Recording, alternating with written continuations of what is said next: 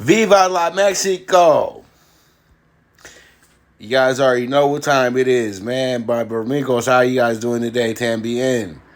But you guys see the picture. I usually start off with the picture of the show and everything like that, showing the primetime angles and everything. But today is a special day. The Los Angeles Lakers have won their 17th title, and this is my favorite team in all of sports. So pretty much this is a big day. And literally, congratulations to the fellas for bringing home number 17.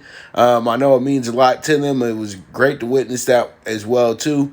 Shout out to all the 76 people who got arrested last night who were in front of Staples Center when they told them not to be out there, but it's all good. Just know the Lakers aren't going to pay your bill either, so just I hope it was well worth it, to be that honest with you. Seriously, dog, because they already said don't come out there. And it's Sunday. Who the hell wants to deal with all that traffic, man? So it is what it is. The Lakers are your world champions. Now, let's talk about where do we go to next? Where do we go to next? Pretty much, Lakers bring home 17. It was a little bit of it went a little bit further than a lot of people thought it would go. The Lakers went 6 games, but last night they pretty much ended the game in the first half with the 64-36 lead. It took about Miami didn't get to the 50-point mark until about 2 minutes left to go in the third quarter. So, man, it was a amazing sight to see with the Lakers number 17. I'm 36. I was born in 1984, so this would be my 10th that I was able to witness. But all in all, let's just keep it real. It's about the it would be the 6th actually that I was like my eyes are wide open and been able to be a part of, because you got the first 3, then the Kobe 2, the 3, the back-to-backs, and then the 2, and then this one right here. So pretty much, and then we had those Magic ones as well too, early in my life. So 10 of them right there in my lifetime, from witnessing the Lakers, and I think that's just an amazing feat in itself as well too. So if you're blessed to have a sports team spoil you that many times over your 36-year life, then it's all good, man. It is all good. But all in all, they saying that there will be a parade as well too, so be on the lookout for that. All my people in LA, I won't be attending because I don't go to parades and things of that nature. I'm a Laker fan all the way through. But the thing is, though, I got things to do. I got money to make on it. And, I got time to sit around at I don't like parades, just to be that honest with you. And pretty much those are for the fans that are only around when it's time to win championships. You know what I mean? Us real fans, we going to celebrate the good and the bad. You know what I mean? And it is what it is at the end of the day. But just notice there was people that was wearing Warriors jerseys last year. Now they done put back on their Laker jersey. So it is what it is, brother. And we do have the rain coming back to LA. Also, just some little father real quick. AD, I think AD is about to sign the biggest contract in NBA history with the Lakers. For them to hold on to him, but the Lakers are gonna have to do this for sure. The Lakers are gonna have to prepare themselves to get a third superstar. How will the Lakers acquire a third superstar after giving up all those draft picks? Well, the thing is, they're gonna have to go out and they're gonna have to recruit this summer with one of these big free agents and things of that nature. Somebody who's not going to be returning back to their team. So the Lakers may be able to get the biggest haul in free agency because the money is freed up for them to do so. But it's all on signing AD first and moving forward, because LeBron did his thing. But we got to all remember LeBron's going to be 36 in about a month. So it is what it is. But AD, just quote me, just note this here today. AD is going to sign the biggest contract in the NBA to stay with the Lakers, and the Lakers should be adding a third superstar so they can really have an opportunity to snatch number 18, because I'm not going to say they got lucky in this one, but I'm going to say this. AD and LeBron would have had more issues with, say, a bigger team, say somebody like the Bucks or say somebody like the Raptors. But Miami was tough enough. Miami was a bunch of shooters and a bunch of guys with a lot of heart. And don't sleep on Miami because I don't think that they're going anywhere. And they have made themselves a great free agent destination as well too. I tip my cap to Eric Spoelstra, Pat Riley, and the crew. You guys did a great job. Thank you for showing up and making it a series because y'all would have got clowned if the Lakers would have swept. So there it is. That's a wrap on the NBA season. Your boy, the Hoops Guru, just wrapping up my favorite sport for the year. We'll be back in a month covering college basketball, but it is what it is. Let it soak in. And I know we're going to be drinking all week, popping bottles all week. Lakers 17. That's what it do, baby. All right, so we move on. And before we get into baseball, I just want to say rest in peace to Joe Morgan. Joe Morgan passed away today, and pretty much he was a great baseball player. He played for the Astros. He played for the Reds. He played for the A's. He's from Oakland as well, too. This is one of my idols growing up in the booth as well. Motivated me to do what I do today as well, too. So, RIP to a legend, Joe Morgan, man. And the Say Hey Kid, you already, from the same place as him. So, pretty much, it is what it is. And once again, rest in peace to Joe Morgan. All right, so here we are. We got the MLB playoffs today, and yes, we did cash out the Rays last night on the money line. Client play last night. We couldn't get the 1.5 last night, but we did get the under 3.5, and we did. We did fairly well for ourselves. We did. We did win 2-1 last night, and that's all what matters as well. But, we got 2 out of the 4 bets that I laid out for the ALCS 2 last night. So today we're going to rock with Charlie Morton getting us through the first 5 innings and the Rays having a lead. And then I'm also picking the Rays to go up 2-0 in this series. This is going to be the tougher game in my opinion.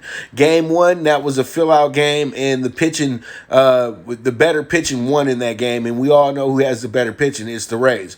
But today they're going to have to be ready to score some runs today. They can't win this game 2-1 today, and I think they're all up for it. McCullers got absolutely stomped when he pitched against the A's. He gave up 5 of those runs, but they did win 10-5 that day too. So please note that in your notes as well. But I do like the Rays minus 125. I just think this team is on a mission, and I think that they got some revenge in them too. Because you got to remember, this team lost to the Astros in 5 games last year. So in the divisional, so I know they want to get this one back. They know this team very well, and we'll see how it goes. But I do like the Rays to win this game, and I like the Rays to have at least 3 runs by the first 5 innings as well too. And then I think we're going over 4.5 for the first 5 as well, because we didn't have any type of scoring going on in the last game. And usually when that happens, we can get to the scoring pretty early in the next game, because these pitchers are a little bit different. They're not going to be these pitchers really pitch to contact a lot more than anything. You got to understand, in the first game, those pitchers are over there, they're trying to strike everybody out, so they're going to be really dueling. But in this sense of the word, they do what I like to do, because I pitched as well too. And you like to pitch to contact, because once you start pitching to contact, that's when the strikeouts come, because you're not worried about striking somebody out. All that you're doing is just pitching. That's it. So today I think that we're going to run into one of those pitching duels today with these pitchers, and they're going to get hit a little bit. They're going to give up some runs. So I do like the over 4.5 first 5, and then I do like the over 2.5 runs first 5 as well too. And that's going to be our ALCS. That game that starts at 1:00 this afternoon as well too, Pacific time. So be ready for that. I can't wait. I think that this is going to be an absolute great series as well too. It's not going to be a quick one, because even if the Rays win today, this series still got 5-6 games written all over it to me, because the Astros are a tough draw, dude. Seriously, this team has been in this situation in the last 3 seasons. They've been in 2 World Series. This is something that they're more experienced at. So Rays, keep doing what you do, but we're going to go ahead and see it. Hopefully we get this win today, but I'm feeling good about it. So let's go ahead and pick up some money. Rays, do your job. That's all we say. And now we move on, and this is going to be the series. Now, a lot of people don't go to sleep on the Braves just because how good the Dodgers are. The Dodgers are playing against the best team they played against all season. But the Braves are playing against the best team they played against all season as well, too. And I would think that the NL West got the Dodgers a little bit more prepared for the playoffs than the NL East got the Braves prepared for the playoffs, because they kind of ran through their division. And the Dodgers, just for a little bit, had a little, they had to keep fighting off the Padres a little bit, and they had to. The Rockies started off pretty good, and then they went to crap, but. Other than that, man, the Dodgers well prepared, and the Braves are well prepared. Both these teams have top-notch pitching as well, too. So we already know the under is a good, strong bet for the first game, because that's the trend that Atlanta puts you on in their 5 games that they played. I think they had 1 game go over, and that was the first game of the series against the Marlins. And so pretty much this game right here, I do feel like we do get the under, but the Dodgers win this game by 2 or more runs. See, because the Dodgers are masters at beating you 5-1, 6-1, things of that nature, and just overall dominating you. And I think Walker Buehler, he got the kinks out a little bit. He's been dealing with the blister issues, but I think that he's going to be on point today. We all know what time it is. So pretty much it is what it is, and the Dodgers are getting comfortable in Arlington as well. So I do like the 1.5 on the Dodgers plus 150, and then I also like the under 8 here as well. And then I think the Braves, since they're not scoring many runs, I think that this could be a strong bet for us today, going against the toughest team that they played against all season, and under 3.5 runs. I like it. I like it a lot. And the Dodgers scoring capability is nuts. You know that the Dodgers don't need home runs to score runs like a lot of these teams. Like the Astros, the reason why they couldn't manufacture any runs like that yesterday, because they wasn't hitting homers. That's what they live off of, is hitting home runs. So pretty much in this game, the Dodgers can get base hits. They can be timely. They can do, old sandlot plays and things like that. So I feel like the Dodgers should have 2 runs by the end of the 5th inning at least. And so pretty much that's where I'm going with this one right here. The NLCS Dodgers 1.5 plus 150 under 8. That's actually going to be a even money for you as well too. And then we got the Braves under 3.5 runs minus 115, and then the Dodgers over 1.5 runs first 5. And that's going to be our ALCS for today. Now we move on, and it's time for some Monday night football. It's a Monday night party.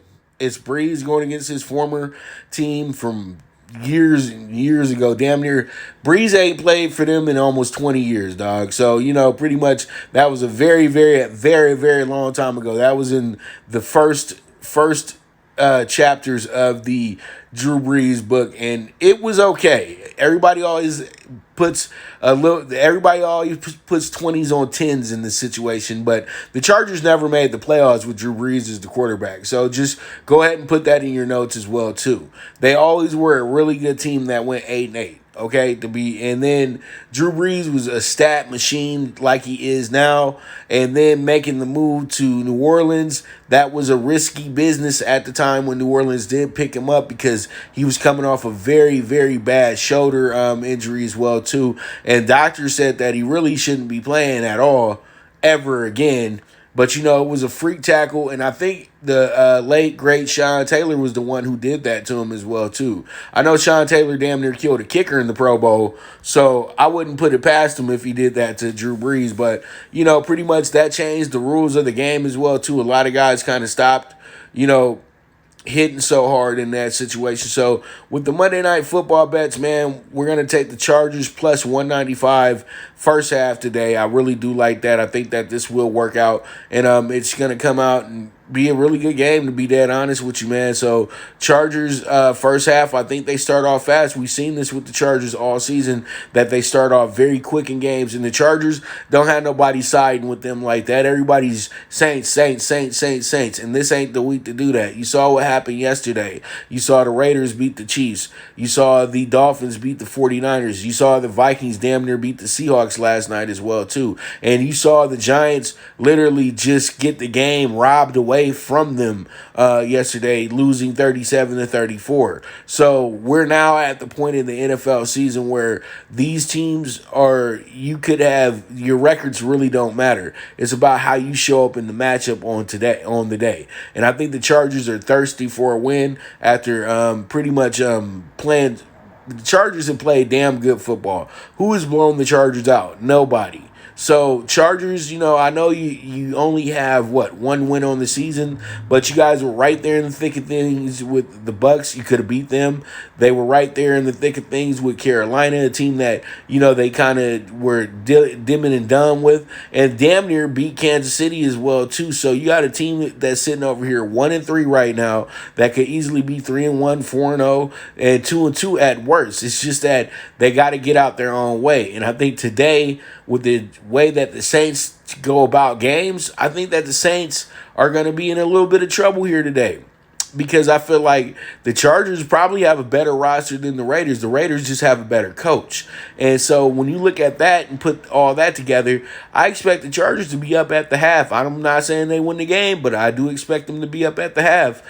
So pretty much Chargers first half. I like the under 49 as well too. I think the Chargers know what to do. They're going to have to play some defense, but the way you play your best defense is they're going to have to do what wound up working for at least probably the first 50 minutes of the game, and that's keeping Breeze off the field. The Raiders did it. It worked to perfection for them. I can see the Chargers doing that today as well, too, having long drives today to keep Drew Brees off the field. And that's why I like the under 49 here. And then I do like the Chargers to start fast in this game as well, too. And so if we have a 7-7 tie, we'll go ahead and cash that ticket because we got the hook with the plus. So it is what it is, and the tie goes our way. So there it is, Chargers first quarter, and then I got the Saints going under 28.5 points today. I think the game, honestly, I'm going to go like this. I'm going to be Nostradamus right here. I think the game finishes up 24-21.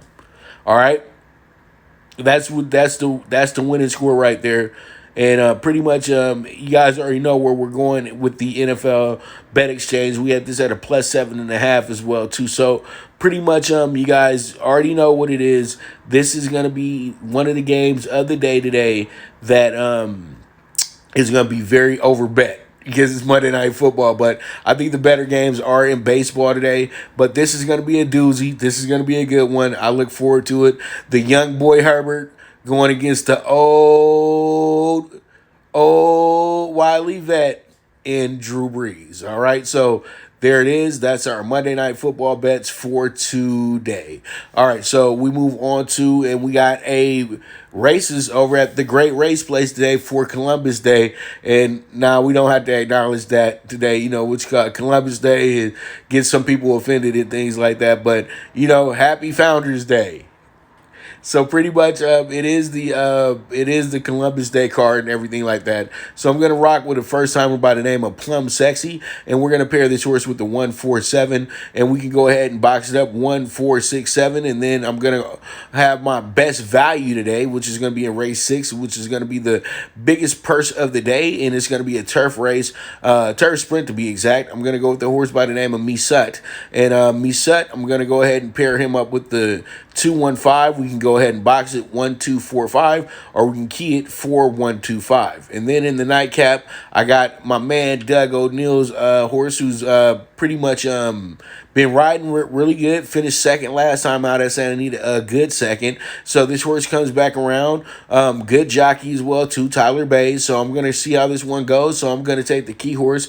The key horse is gonna be Most Sandus Factory, and we're gonna go ahead and put this horse with the 8-1-2-5, and we can box it up like this: 1-2-5-8-9, and this could be our super high five. $60 at the end of the day. See if we can get this one home on the 8 race card. And then we got the 50-cent late pick 4. I'm going 3 deep in leg 1, 2, 4, 5, and then in leg 2 I'm going all. In leg 3 I'm going 2, 3, 4, and then Most satisfactory. This horse is going to be a good price though too at the end of the night. So pretty much I'm just saying that we would be able to cash out a nice one here if our single does get home and everybody else gets home as well too. So there it is. That's our late bets here at Santa Anita today. Not our late bets, but those are our bets today over at Santa Anita. Tomorrow I'm going to start previewing college football and everything for Saturday with the always famous bets list as well. So you guys be on the lookout for that. I can look forward to speaking to you guys about that as well too. So pretty much we are keeping the movement moving and everything. This is a Prime Wave Media production. You guys, if you are interested in being an exclusive client, please hit me up on IG at PTSI on IG, and we'll get you situated and everything like that. I'll let you know exactly what the deal is and how to go about paying for it as well too. And also, if you're more comfortable hitting me up on the Twitter, you guys can hit me up at PapDiBiase. And I know if I'm not following you, you can't message me. So pretty much just leave a comment and I'll follow up with you right away and get you situated, signed up, moving forward with us and getting you cash and tickets. We finished with the great weekend this weekend as well too. Huge wins yesterday with the Rays and the Lakers. And Saturday we had some big wins as well too with the under 60 in the Clemson game. Pretty much the over 22.5 with the Ole Miss team total. So there's all types of different value, all types of different bets that we go after that we just keep cashing. So if you do want to become a part of the Primetime Sports Investors, please hit me up. Please be serious and let's go ahead and get this money because my clients are very satisfied. And if you want to become one, you'll be the same. Okay. So pretty much this is the premier sports betting show with the one and only Pop DiBiase, the primetime capper. And this is the Primetime Angles Live on IG. I'll be back tomorrow at the same time, 9 a.m. or maybe 9:30, but I will let you guys know before we do get started. But there is no me without you. I thank you guys so much for tuning in. And if you guys do need to catch the replay, you guys can catch it on IGTV, or you guys can help me get my subscribers up and get my likes up on YouTube and go to the Prime Wave Media channel, and it'll be right there up under the 10/12 date for the Primetime Angles. Okay, so I thank you guys so much. You guys have a beautiful day, and I'll see y'all through. I'll be tweeting throughout the day, but I'll see you guys tomorrow morning so we can go ahead and cash some more tickets. All right, and I am gone.